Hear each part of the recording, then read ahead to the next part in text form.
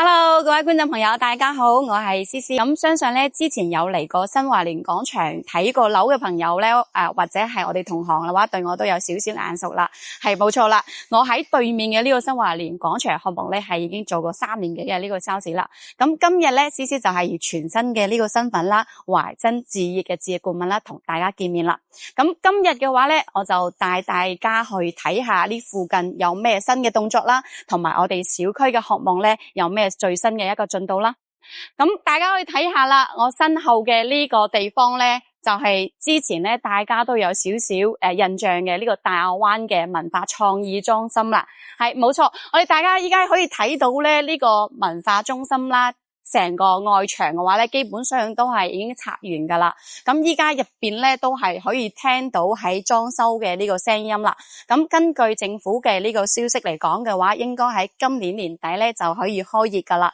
咁入邊咧主要有咩咧？呢個文化創意中心嘅話咧，佢係政府重點去打造嘅呢個地標嘅項目嚟噶。入邊咧有成個大亞灣咧最大嘅一個圖書館，差唔多有2萬平米左右嘅，同埋啲大型嘅劇院、文化中心啊，同埋配套嘅商業都有嘅。所以話到時候開業咗之後嘅話咧，周圍嘅觀眾朋友或者係業主嘅話咧，休閒又有多咗個好處。咁平時我哋週末或者翻嚟呢邊嘅話咧，我哋喺呢度睇下書啊，飲下咖啡，係咪非常之唔錯咧？咁成個呢個項目嘅話咧，係有7.1平米噶，所以非常之大啦。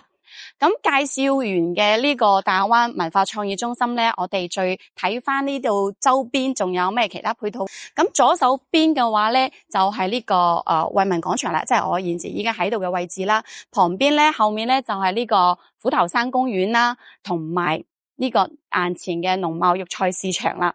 咁平時我哋去買餸喺呢個農貿肉菜市場咧，入邊嘅海鮮啦，同埋啲肉類嘅話，都係應有盡有噶。咁右手邊我哋過去咧，大概係幾百米左右咧，就係有一個紅樹林濕地公園啦。呢個咧喺大亞灣都係非常出名噶。平時咧，我哋去行下公園散下步，呢個都係全部都係對周圍嘅群眾都係免費開放噶。好啦，咁呢邊嘅配套咧介紹都差唔多啦，我哋就轉翻去個鏡頭咧，翻到我哋新華聯呢邊睇下附近仲有啲咩。好，咁思思依家咧已經係翻到新華聯廣場嘅呢個小區門口呢度啦。咁平時咁啱先我行翻嚟呢度嘅路上嘅時候咧，喺我哋新華聯旁邊，以前咧係塊空地嚟嘅。咁依家我睇到咧，好似係做咗個大型嘅呢個運動俱樂部喎，入邊咧有大型嘅足球場啦、網球場啦，同埋呢個籃球場嘅。咁哇，咁平時翻嚟嘅呢啲業主咧，如果中意打波㗎，或者係中意運動健身嘅話，咁落樓唔係就可以去打波啦，真係非常之方便。咁我哋翻嚟嘅話咧，再睇到新華聯嘅呢個小區入邊啦。咁我依家現在喺度嘅呢個位置咧，就係新華聯廣場嘅南門啦。咁成個小區咧，呢度一共有5個人行嘅一個入出口啦。喺我哋東面有一個，西面2個，北門1個，同埋呢個南門呢1個啦。咁成個小區嘅話咧，呢邊係由25棟嘅呢個住宅組成嘅，一共咧係分為2期開發啦。咁目前嘅話咧，呢個小區喺大亞灣呢邊開發咗應該有10幾年嗰個時間啦，從2013年到依家。目前咧，小區入邊嘅1期1至10棟咧，喺15年之前已經全部都交咗樓噶啦。咁2期嘅話咧，從11棟至25棟到依家啦。依家成個小區剩低最後2棟係未交樓嘅，即係依家賣緊嘅23座啦，同埋未開售嘅22座啦。咁陣間咧，思思就會帶大家去23座嘅呢個實體樓去睇下依家在售嘅呢個產品先啦。咁鏡頭嘅話咧，我哋翻到嚟依家門口呢個位置。咁思思依家門口呢條咧就係石化大道啦。石化大道嘅左手邊2公里咧，就係呢個澳頭嘅高速路口啦。門口呢個南門嘅呢個公交車站啦，新華聯廣場嘅公交車站，同埋西門嘅檢察院站，呢2個門口咧，我哋都係可以坐西湖巴士或者係呢個愛心巴士咧，15蚊雞就可以坐到呢個深圳嘅蓮塘口岸噶，所以交通依家其實都非常之方便噶啦嚇。咁我哋再睇翻個小區入邊啦。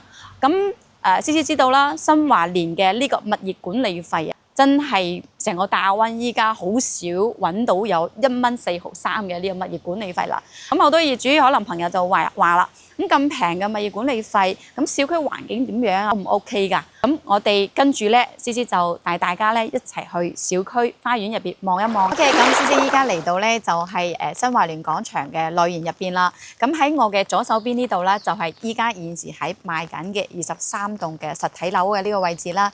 咁依家我哋可以睇到咧，基本上呢個外立面嘅呢個外牆已經做得七七八八㗎啦。咁入邊嘅呢個入邊嘅裝修啦，內部嘅呢個裝飾咧，依家都係喺整緊㗎。咁根據開發商嘅呢個交付日期嘅話咧，都係喺今年嘅9月底就可以交房㗎啦。所以嘅話咧，基本上就係一個準現樓嘅呢個位置，所以咧買到嘅朋友都唔需要擔心㗎。相信過多2-3個月嘅話咧，就可以交樓㗎啦。咁翻到我哋嘅花園入邊啦，新華聯嘅呢個花園咧，我覺得咧係大部分業主咧非常之認可嘅一個部分嚟嘅。咁首先成個花園嘅話咧，新華聯嘅綠化咧係達到30%㗎。咁花園嘅面積咧係有15萬平米㗎，相當於咧係20個足球場咁大㗎啦，非常之大嚇。而且咧佢嘅1、2期花園咧全部都係連埋一齊嘅，就唔似有啲小區啦，分為幾期啦，全部都係隔開嚟嘅，所以花園嘅面積咧就非常之大。依家 CC 喺度嘅呢個位置咧就係小區自帶嘅呢個泳池啦，有1300幾方嘅，咁佢係做咗個雙泳池嘅，中間嗰條有一條界線啦。咁佢成人區嘅呢個水深咧係有1.5米嘅，小朋友嘅話咧係1.3米，旁邊嘅話咧仲有呢個更衣室嘅，所以業主朋友夏天嘅時候我哋落樓嚟游水返屋企沖個涼嘅話都非常方便啦。咁新華聯嘅呢個小區咧2期啦，對比起之前交房嘅1期咧，都係做咗全新嘅呢個升級㗎啦。咁我哋入去睇下嘅花園嘅配套，呢度小區入邊係做咗小朋友玩嘅呢個小型嘅籃球場，同埋小朋友嘅呢個遊樂場。咁入邊有迷宮啊、滑梯啊呢啲。隔離咧就係呢個集中式嘅運動嘅一個休閒區。咁入邊咧業主朋友可以喺樓下啦做下健身，咁打下羽毛球啊，或者係乒乓球啦。喺小區嘅北門正對面咧，馬路對面就係成個大灣唯一一個3甲醫院啦。呢個維雅醫院咧，同時都可以用深圳嘅呢個社保嘅。喺西門嘅對面咧，呢個就係檢察院站啦。平時我哋如果要坐西湖巴士或者係愛心巴士嘅業主朋友嘅話咧，我哋通常嘅話咧，呢個檢察院站都係個上車站嚟嘅。咁各位朋友都可以參考一下呢個位置啦。咁花園同埋周圍嘅呢個配套啦，同大家介紹得差唔多啦。咁下邊嘅話咧，CC 就帶大家咧一齊上去板房咧睇下依家最售嘅呢個戶型啦。咁 CC 依家嚟到咧就係23棟呢度嘅實體嘅板樓喺2層呢度啦。咁大家可以睇到啦，依家最售嘅呢個23棟嘅話咧，佢呢一層咧係有3戶嘅2部 lift，3個戶型嘅話咧係有我哋呢個135嘅啦、102同埋126 3個積嘅呢個戶型啦。咁呢邊咧2梯3戶嘅呢個梯戶比咧，CC 都係比較覺得比較舒服嘅。依家近幾年啦，應該大家都知道呢個入住率係越嚟越高啦。咁相對比起2梯5戶或者6戶嘅呢個樓宇嚟講嘅話咧，2梯3房，我哋平時搭電梯高峰期嘅話咧就唔會咁逼啦。而且咧每一戶咧新華聯呢邊都係俾大家做到係獨門獨戶㗎。咁平時我哋就唔會同鄰居有咩矛盾或者係會容易嗌交咁嘅問題啦。咁 CC 今日咧就俾大家重點推介嘅係呢個126嘅呢個戶型啦，都係依家目前咧係賣得最好嘅呢個戶型啦。咁我哋一齊嚟睇下呢個戶型究竟係點樣啦。咁我哋首先入到嚟啦，喺呢個門口嘅右手邊啦，就係126方嘅我哋嘅呢個客房啦。咁呢個客房咧都係好開揚嘅，可以睇到小區嘅呢個花園。房間嘅面積咧係差唔多有9個方左右嘅。開發商嘅板房咧係擺咗個1.5米嘅床啦，同埋兩邊都係擺咗長途櫃，同埋做咗個呢個臨時嘅呢個衣櫃啦。咁平時我哋呢間房用嚟做個客房或者係做個長輩房，我覺得都係非常 OK 嘅。而且佢同主人房咧兩邊係分開嘅，隱私性都會比較好。咁右手邊呢度啦就係個鞋櫃位啦。開發商咧係冇做鞋櫃嘅，但係我哋到時交房咗之後咧，呢個位咧我哋可以做一排呢個落地嘅呢個鞋櫃，好方便嘅。咁隔離呢度咧就係個客廳同埋飯廳個位啦。126呢個積咧係可以做到南北通透㗎。咁我哋先睇翻個飯廳位先啦。呢個飯廳咧係做咗個6人位嘅呢個飯廳嘅。咁一家3口啊4口都係完全可以滿足到嘅。咁廚房呢度嘅推拉門咧，開發商係做咗個吊軌嘅。咁平時我哋打掃啊、衞生呢啲嘅話咧，都係比較方便啦。廚房入邊，我哋再睇下做咗個 L 型嘅一個廚房。開發商嘅廚房咧，我哋嘅油煙機啊，同埋煮食爐、廚櫃同埋呢個大單槽嘅話咧，都係俾大家已經做好咗噶啦。而且喺旁邊嘅話咧，都係預留咗一個差唔多1米左右嘅呢個雪櫃位啦。我哋擺一個化式嘅或者係雙開門嘅雪櫃都係冇問題㗎。咁隔離呢度咧就係我哋4.2米嘅一個大客廳啦。背景牆都係開發商已經幫大家係做好晒㗎啦。呢個係岩板嘅呢個背景牆嚟㗎。好，咁客廳出嚟嘅話咧，呢邊就係一個超級長嘅7.1米嘅一個大露台啦。咁思思覺得咧，呢個126嘅呢個景觀係23棟3個積入邊呢個景觀同埋樓間距咧係最遠㗎啦。咁樓下嘅呢個臨時圍擋咧，到時都係拆咗之後做埋花園㗎，到時候個景觀就更加靚㗎啦。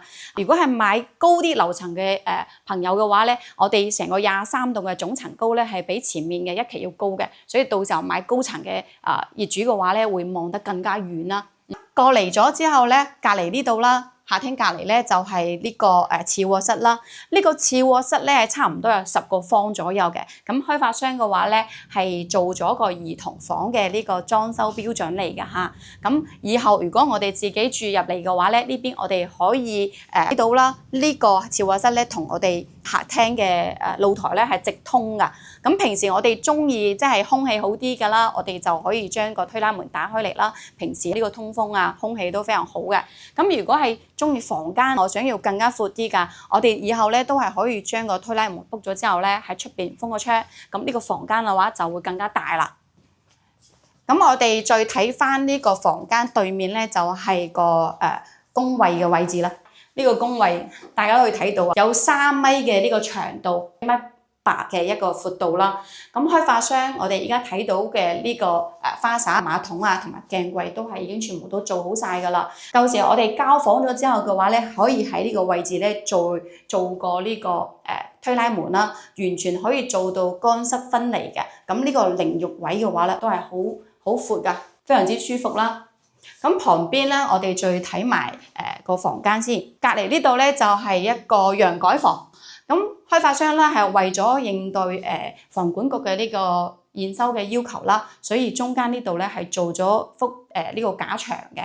咁以後交房咗之後咧，我哋可以參考呢個樣板房嘅呢個設計啦，將個牆覆咗之後咧喺出邊封個窗，我哋可以做個茶室或者係做個健身房啊，都非常唔錯嘅。呢個房間差唔多係6個方。咁出邊嘅呢個陽台部分咧都係全部都係半贈送嘅呢個面積嚟嘅。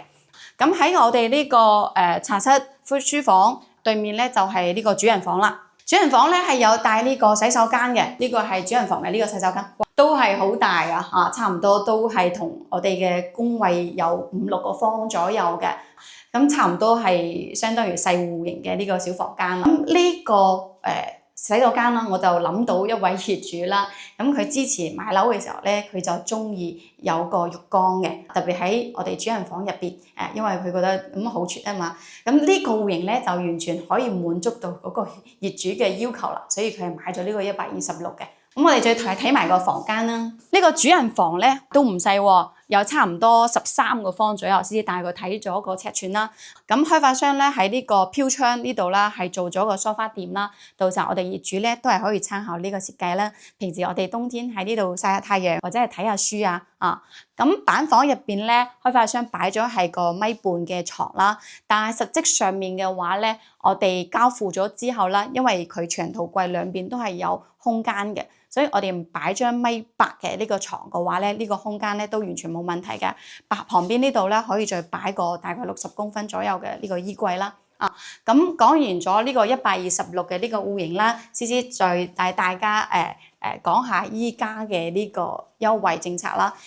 因為大家都知道啦，新華聯依家剩低嘅就係少量嘅呢個貨量啦，所以可想呢個價錢肯定係超抵最平㗎啦，冇錯啦！依家呢一個戶型咧係一口價6999，首期7萬，月供3000起就可以攞低呢一套126方4房2廳2衛大裝修嘅呢一個戶型啦，係咪非常抵呢？咁好啦，介紹完依家嘅在售嘅呢個戶型啦。咁CC都係同大家總結下成個呢個樓盤嘅優缺點啦。咁啱先大家都可以睇到CC嘅介紹咯。新華聯廣場呢個小區啦，對於想過嚟養老度假業主嚟講嘅話係非常合適嘅，因為周圍呢度啦，有呢個大型嘅呢個生態濕地公園啦，同埋呢個成個大灣最好嘅醫療配套啦。因為好多養老嘅業主咧覺得有個醫療配套都係有俾翻啲安全感嘅，係咪？但係咧如果係我哋想買到離地鐵口比較近嘅朋友啦，可能呢個位置咧就稍微遠少少啦。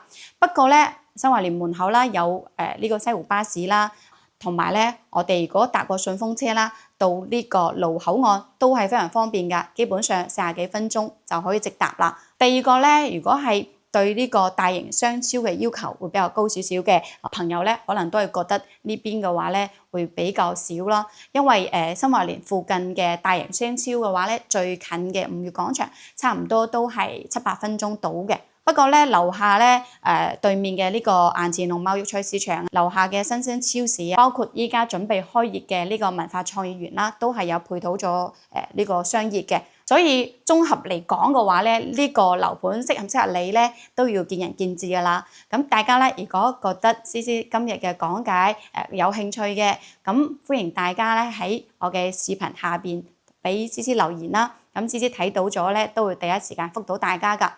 咁下邊嘅話咧，CC以後都會同大家去介紹更多嘅樓盤啦，更新更多嘅樓宇嘅呢個信息嘅。咁鍾意視頻嘅話咧，就俾CC呢個視頻點個 like 啦。咁我哋下期再見啦喎，拜拜。